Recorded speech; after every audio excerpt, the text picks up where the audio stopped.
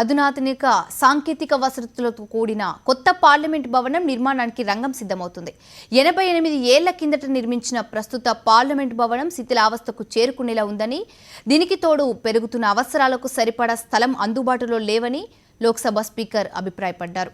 కొత్త భవన నిర్మాణానికి అవసరమైన చర్యలు చేపట్టాలని కేంద్ర పట్టణాభివృద్ధి శాఖ మంత్రి వెంకయ్యనాయుడుకు రాసిన లేఖలో కోరారు. దీనికోసం ఆమె 2 ప్రత్యామ్నాయ స్థలాలను సూచించారు. ఒకటి ప్రస్తుత పార్లమెంట్ కాంప్లెక్స్లో, ఇంకొక స్థలాన్ని రాజ్పథ్కు అటువైపు నుంచి సూచించారని విశ్వసనీయ వర్గాలు పీటీఐ వార్తా సంస్థకు తెలిపాయి. దీనిపై పట్టణాభివృద్ధి శాఖ నోట్ రూపొందిస్తుందని, తదనంతరం దీన్ని కేబినెట్ పరిశీలిస్తుందని చెప్పాయి. కొత్త భవనం అవసరాల గురించి చెప్తూ స్పీకర్ పలు కారణాలను లేఖలో పొందుపరిచారు. 2026 నాటికి లోక్సభలోని సీట్ల సంఖ్య పెరుగుతుంది.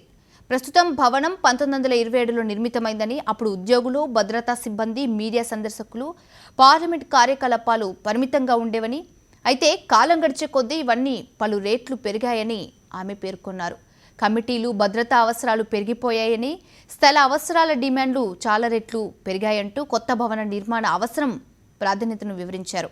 దీంతో పాటు కొత్త పుంతలు తొక్కుతున్న ఆధునిక సాంకేతికతను దృష్టిలో పెట్టుకుని ఎంపీలకు సరికొత్త గ్యాడ్జెట్లను అందుబాటులోకి తీసుకురావాలని, కాగితరహిత పార్లమెంటుగా మార్చేందుకు ప్రణాళికలున్నాయని స్పీకర్ తెలిపారు.